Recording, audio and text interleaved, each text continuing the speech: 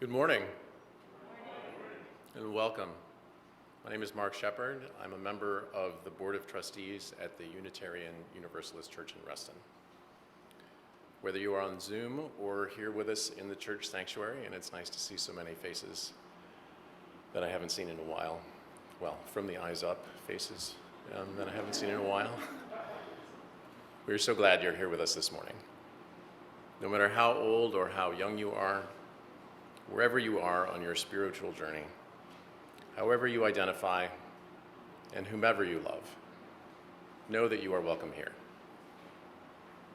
I have one announcement this morning, which is to say that Bob Howard, one of our church's founding members, is having a birthday this weekend.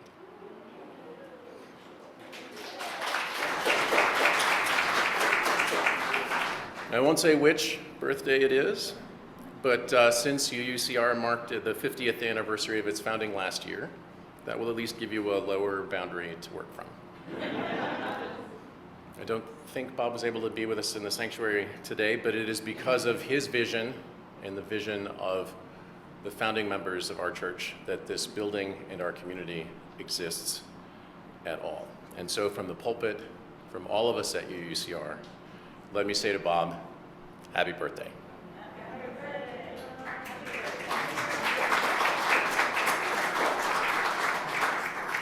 Now I would like to introduce our stewardship chair, Kara Fortner. Kara is here to share an update about our stewardship campaign.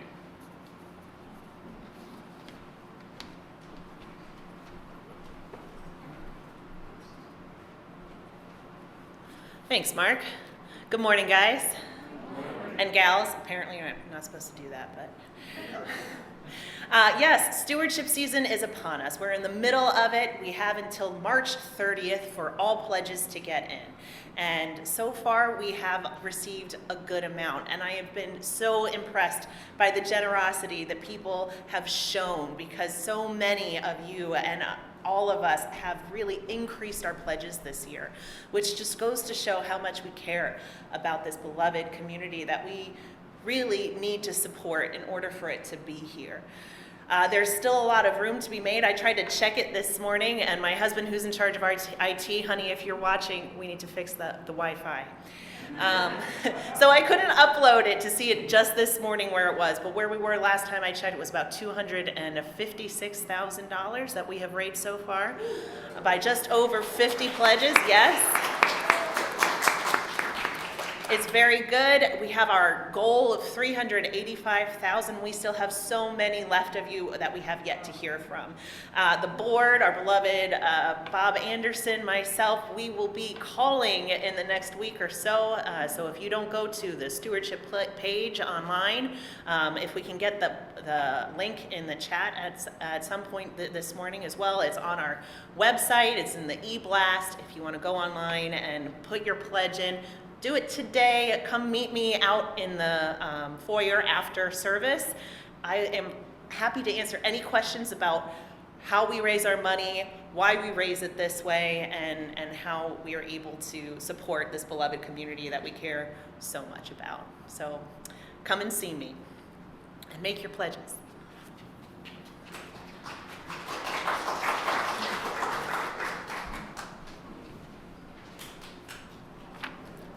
Thank you, Kara. We are very pleased to welcome our service leader, Reverend Aileen Fitzke, to UU Reston today. Reverend Aileen is with us as part of a pulpit swap with our neighboring church, the Unitarian Universalist Congregation of Sterling. Reverend Scott is at UUCS today, leading worship.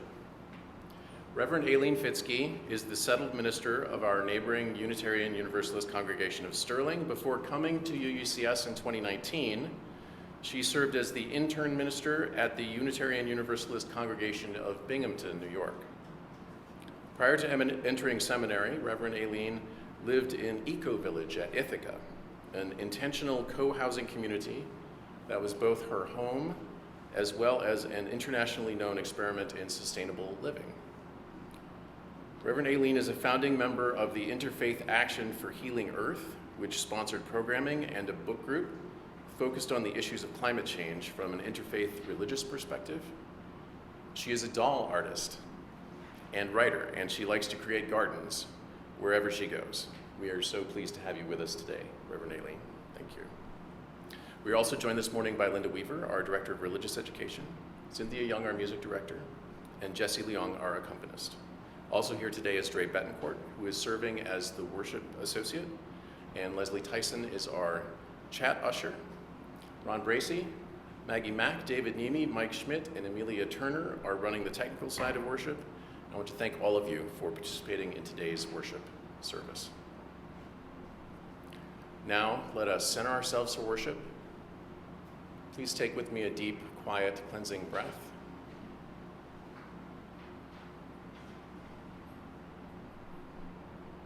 Let us enter our time of worship together as we listen to We Shall Be Known by Ma Muse, performed by our very own UUCR choir.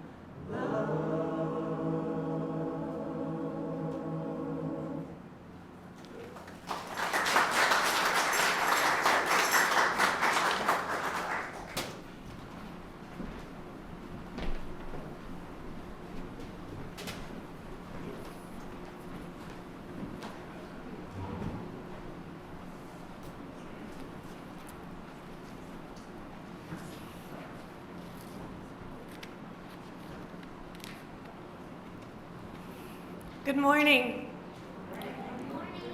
Welcome to this place of fellowship and peace deepening and renewal, engagement and reflection. I am Reverend Aileen Fitzke, and it is my pleasure to be with you here this morning. We gather today on this first day of spring to celebrate the coming back to life of the earth. As the soil is blanketed with the color of spring flowers, we are reminded that all that has lain silently in the ground is now ready to emerge. The perfect balance of light and darkness of the equinox reminds us that we too need to seek balance in our lives. As we revel in new life, as we seek balance, come, let us worship together.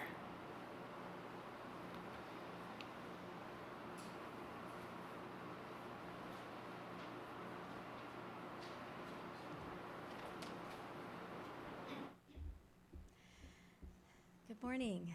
Our opening hymn this morning is number 42, Morning So Fair to See. If you are joining us via Zoom, the words will be in your chat box.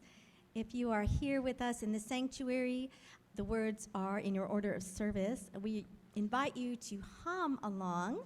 So please hum loudly so that Jesse and I can hear you and feel your voices with us.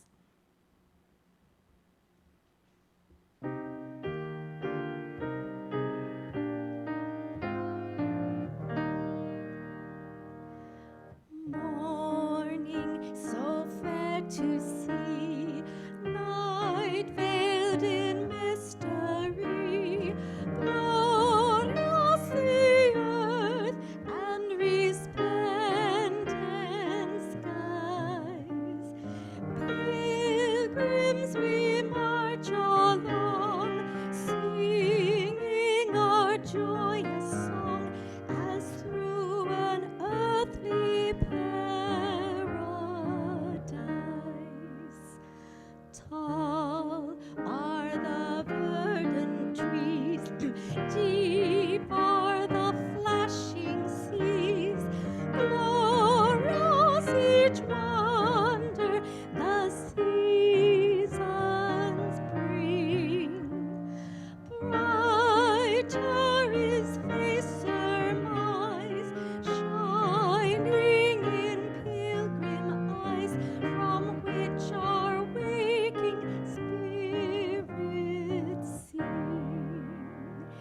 Age after age we rise, 'neath the eternal skies, into the light from the shadowed past.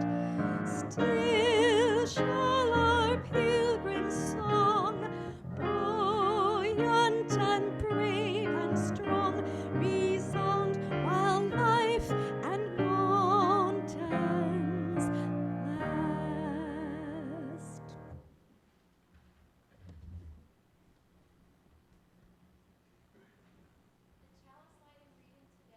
Is titled Warmth, Joy, Togetherness by Ben Soul. Out of the darkness, light. Out of the light, warmth. Out of the warmth, joy.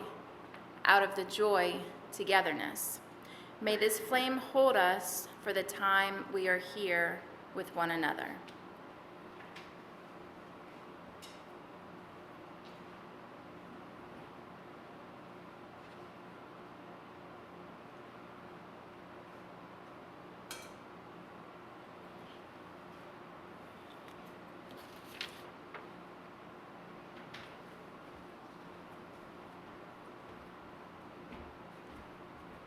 In our church, we intentionally recommit to each other every Sunday by singing our covenant together. Love is the spirit of this church. We will sing along with a video which features our choir and members of our congregation. The words will be in the video. If you are here with us in the sanctuary, we invite you to hum along, please. Thank you.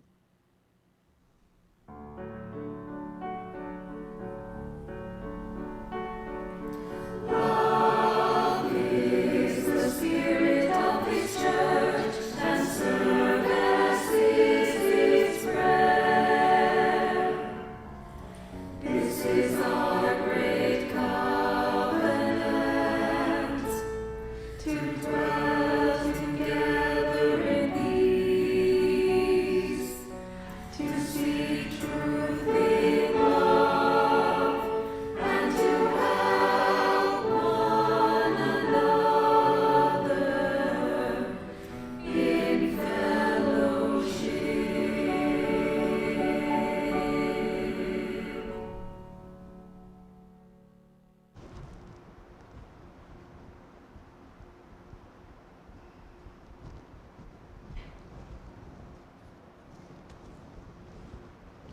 Good morning.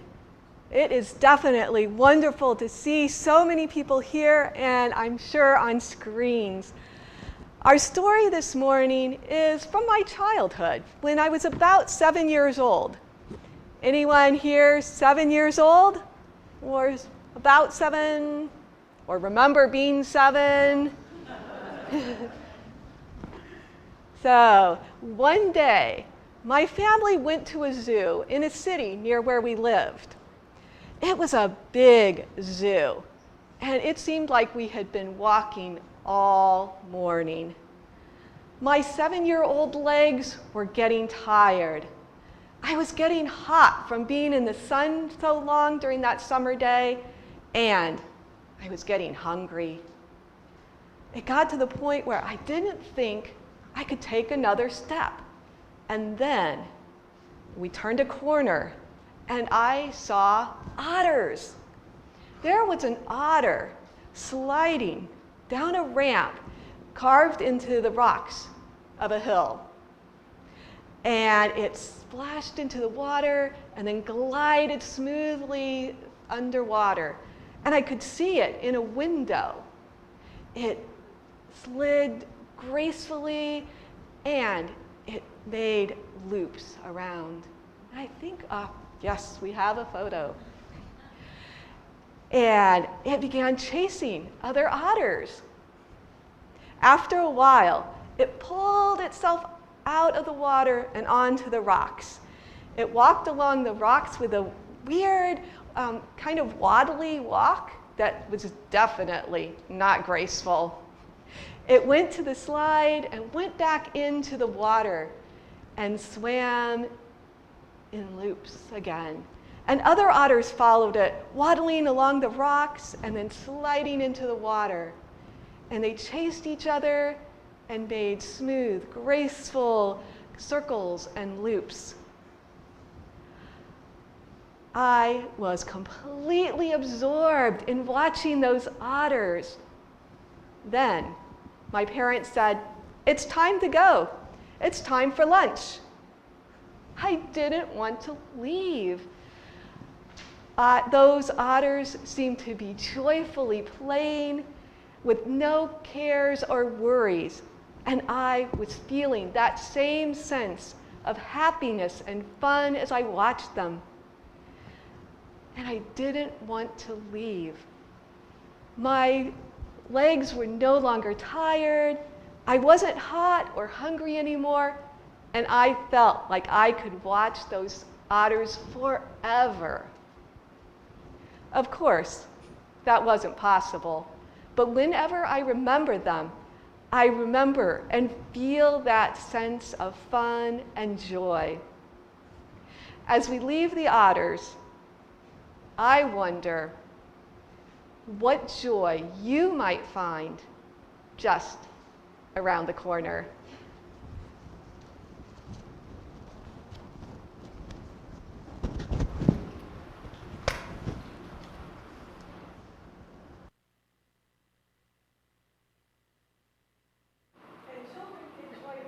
Downstairs.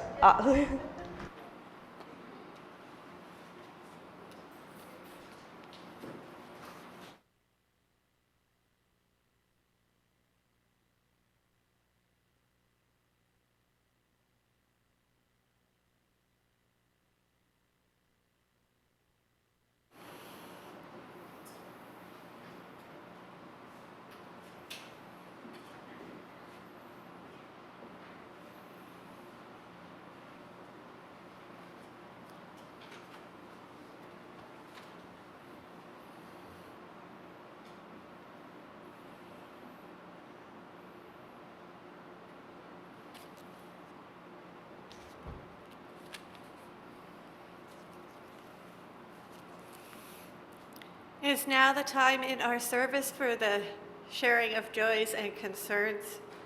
We invite you, if you are willing and able, to come forward and silently light a candle.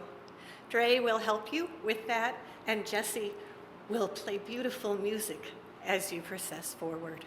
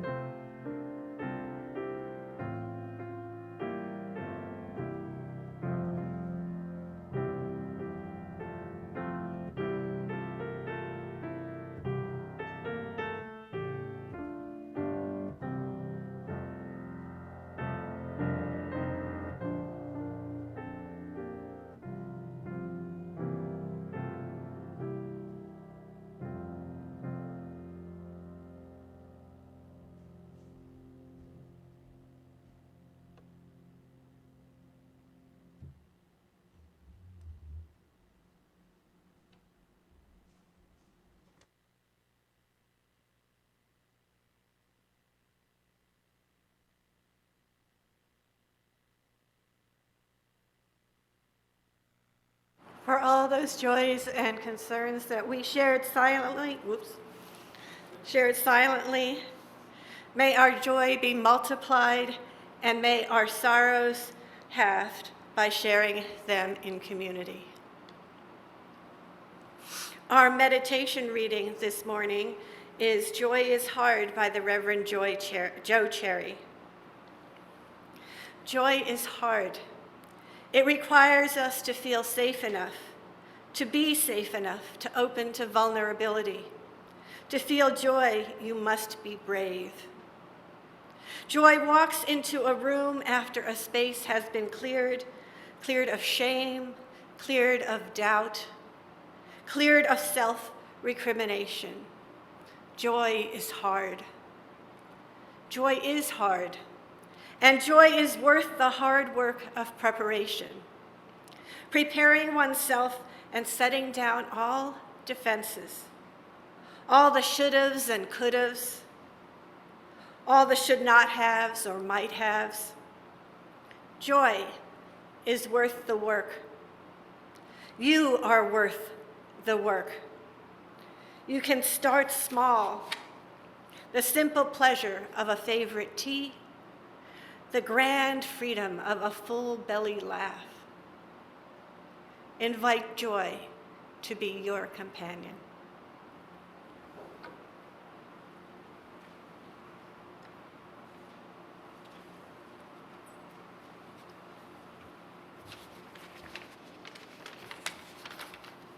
What a great message. Joy is worth the work. This community is also worth the work. This building is worth the work. And now is the time when we invite you to support the work of UU Reston by making your donation to our collection plate at the link on the slide and in the chat box. A reminder that this donation is separate from your pledge payment and helps support the running of our church, which includes paying our staff, the mortgage, utilities, and other expenses. Thank you for your generosity and for your support of our beloved spiritual home.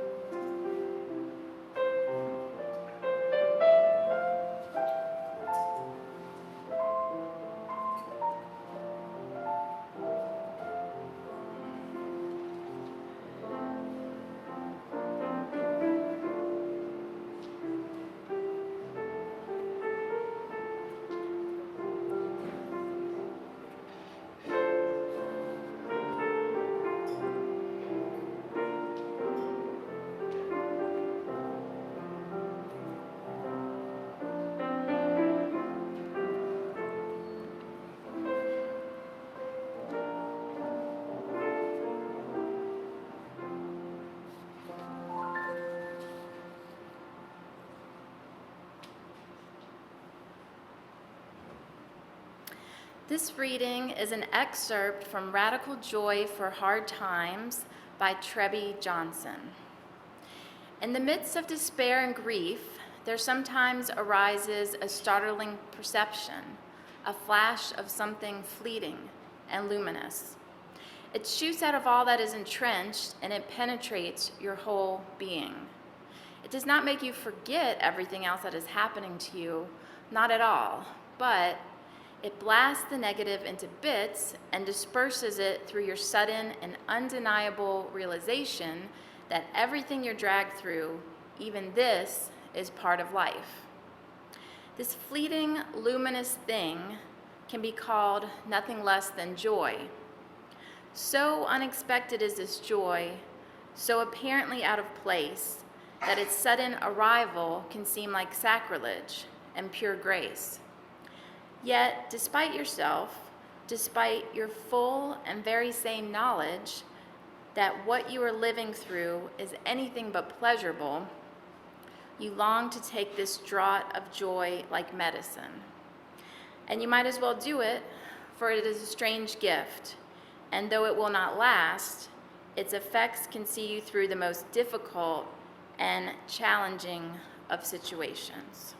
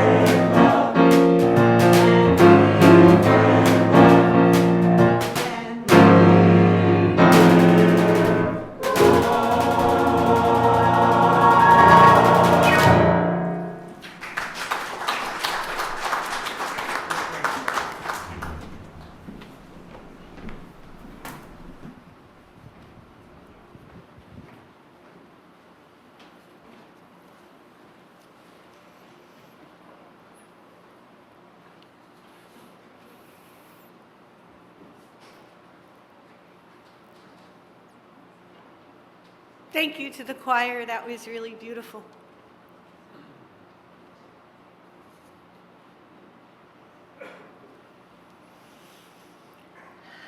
Last November, as my husband Carl and I were heading off to a wedding in Cancun, our flight was at 6 a.m. We had to get up at 2:45 so that we'd be up and dressed and be able to make whatever last-minute preparations we had to make. And because it was considered an international flight, we had to arrive 2 hours early at 4 a.m. When we got to the long-term parking deck, it was still dark outside. We parked at the top of the deck, it was outside, and we headed for the elevators. But we had slightly miscalculated. We had parked in the B terminal instead of the C terminal parking lot. So we had to walk across this vast stretch of parking deck to get to the right elevators. And then I looked up. The moon was almost full, but it looked strange. There was a dark shadow across it. I pointed it out to Carl. We realized that we were witnessing a lunar eclipse. And I later learned that it was the first lunar eclipse of this kind in 440 years. And another was not expected for at least as long. If it was any other morning, I would have missed it. This unexpected glimpse of grace that brought me joy. A few days later, sharing Thanksgiving with my family, I got another joy. I got to meet my great niece, Clark Josephine, all of 5 weeks old. Another glimpse of grace, a literal bundle of joy. Have you ever witnessed a flash mob or seen one online? Well, most of you already know, flash mobs are these seemingly impromptu pop-up groups of people who appear in public places like malls or airline terminals or train stations. And they perform dances or musical numbers or orchestral pieces. One I saw was with a full orchestra and choir. They begin often with a single person. And then others, seemingly random people, join in until there's enormous group of people, up to 50 people or so, are performing to the utter joy of the crowd. The best ones I watched were the ones where the participants, after they were done, simply melted back into the crowd. Those who study joy have found that certain things bring us that feeling of well-being that we sometimes recognize as joy. Those things include surprise, like how I was surprised by the eclipse, and how flash mobs that suddenly appear can surprise an entire crowd. Joy happens when we play, allowing time, abundant time for time off in a world so controlled by deadlines, efficiency, and production. Allowing time for celebration, for transcendence, for noticing the sacred in the mundane, for renewal, adjusting, and adapting to changing reality. I found this book called The Book of Joy. It chronicles the conversations held between the Dalai Lama and the Archbishop Desmond Tutu on the occasion of the Dalai Lama's 80th birthday. The two met for a week in Dharamsala, the home in India of the Dalai Lama. And they met to answer the question, how do we find joy in the face of life's inevitable suffering?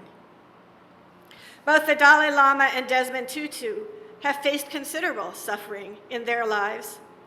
The Dalai Lama, after China decided to annex Tibet, was forced to flee his homeland so as not to be imprisoned or killed, and has remained in exile for at least 56 years. Desmond Tutu was the face of the anti-apartheid movement in South Africa while Nelson Mandela was jailed. He convened the Truth and Reconciliation Council in the post-apartheid government. Both have probably witnessed many horrors, and yet the writer who helped fashion the book for them described them as two of the most joyful people on the planet. Suffering is inevitable, they said, but how we respond to suffering is our choice. Not even oppression or occupation can take away this freedom to choose our response. Desmond Tutu said, "Discovering joy does not, I am sorry to say, save us from the inevitability of hardship and heartbreak.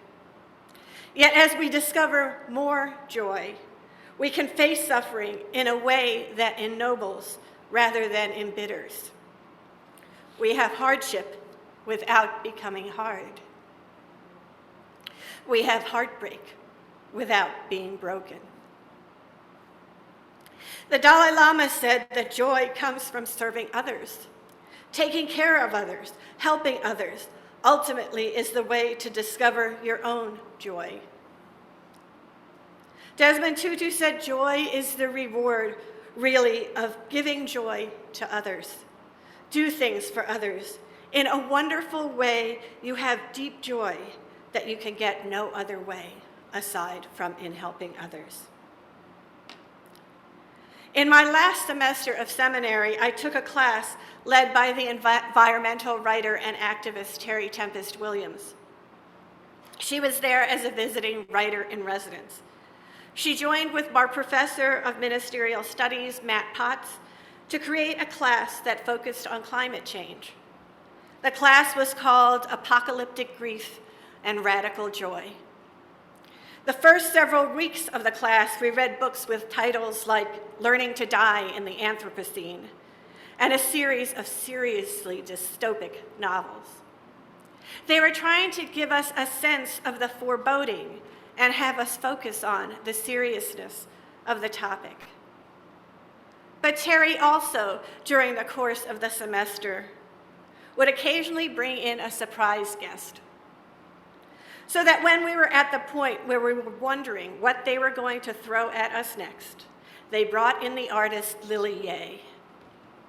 If you are unfamiliar with her, she is an artist who creates these pieces of what I can only call visual joy in unexpected places.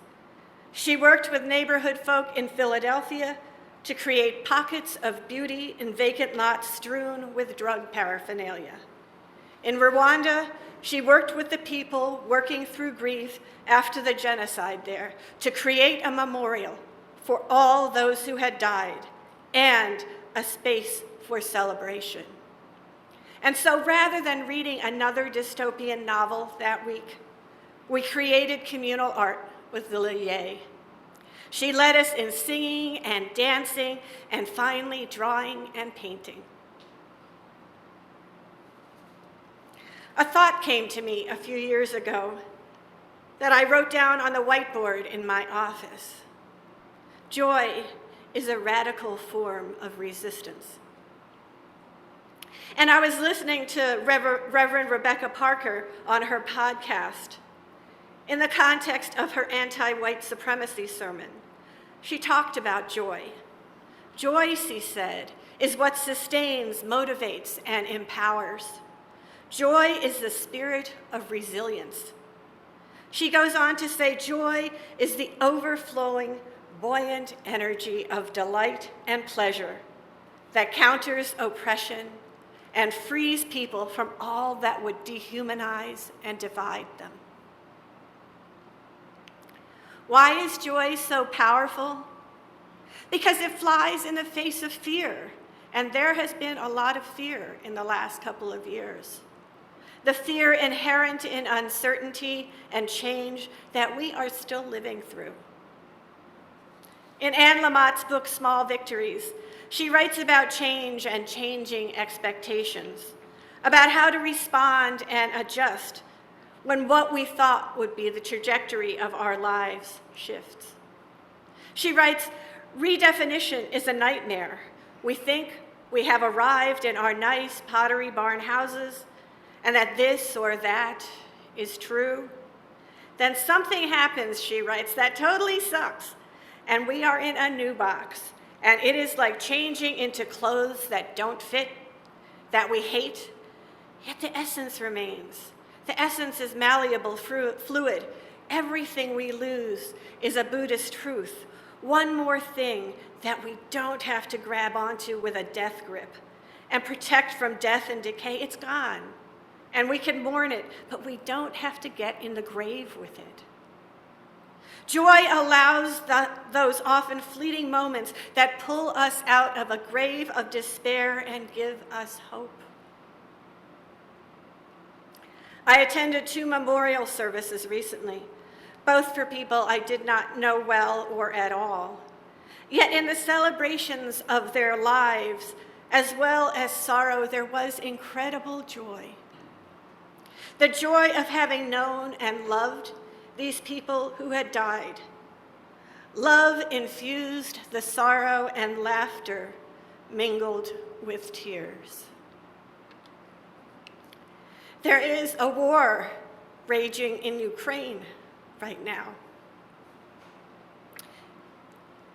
And when we watch the news, we see pictures of devastation, but we also see pockets of joy. Last week, they showed 2 Ukrainian soldiers dressed in full army gear, but the woman was holding a small bouquet of flowers. They were getting married. In another piece of beauty amidst the horror, there was a YouTube of this violinist playing in a bunker. And as the camera pans out, he is joined on Zoom by musicians from all over the world as they created a symphony together.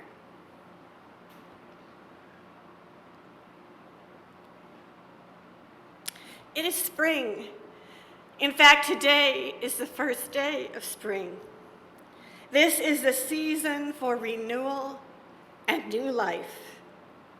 I am surprised by joy every time I look out at my yard and more flowers are appearing. Crocuses and daffodils and hellebore in shades of pink and yellow and purple carpet my yard. I brought some of them.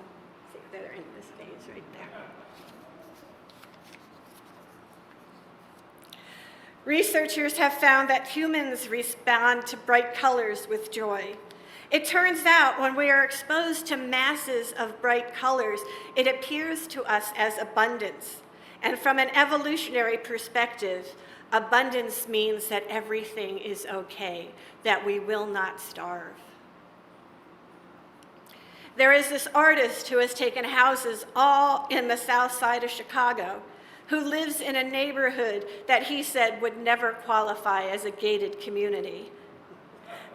And yet, over the last several years, he has been buying up derelict houses and turning them into centers for community gathering, creating space for celebration, an arts center, a small movie theater to celebrate Black cinema, an arts and cultural center. When an interviewer asked whether the money he raised could be better used for more essential services, he said, "Beauty is essential."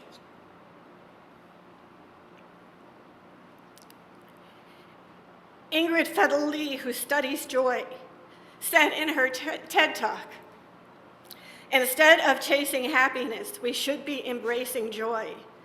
Deep inside us, we all have this impulse to seek joy in our surroundings. On the most basic level, the drive toward joy is a drive toward life." I read a button on someone's backpack recently. It was a variation on my saying, "Joy is a radical act of resistance." The button turned the saying around slightly. It read, "Resistance is the secret to joy." I think that is true also. Resist those voices that inject fear and mistrust. As you go forth this morning, look for those moments of joy, of sweet surprise, of unexpected beauty, of opportunities to glimpse and share abundance. Reach for hope, reach for joy, reach for life. Amen, and blessed be.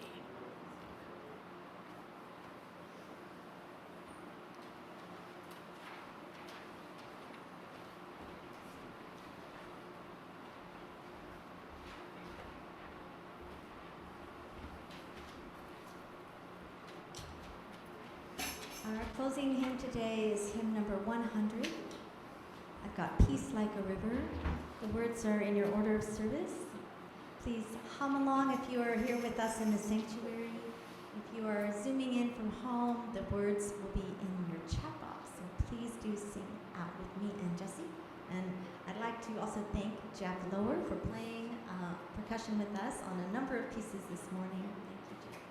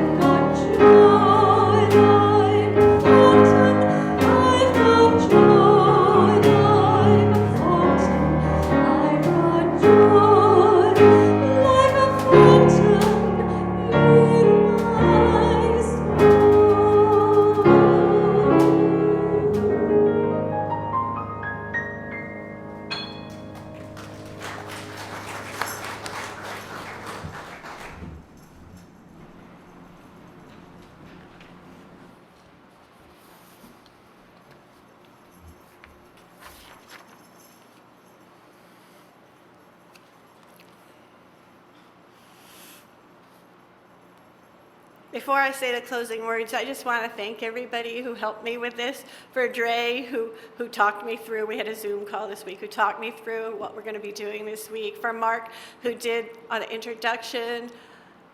For Cynthia, who created so much beautiful music. For Jesse, who played the piano so beautifully. And for the choir, I wasn't expecting a live choir, so that was just a total joy. And so I just want, and all of you for welcoming me here this morning. Our closing words, I read the Reverend Rod Richards, Surprised by Joy.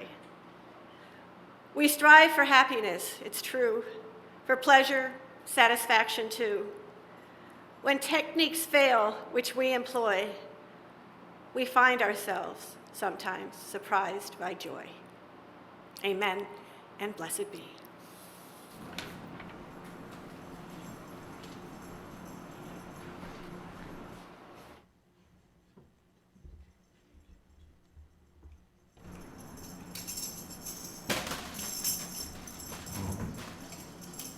Postlude today is This Joy That I Have by Shirley Caesar. The words are in your chat box. The tune is a lot like This Little Light of Mine, so it'll sound a little familiar.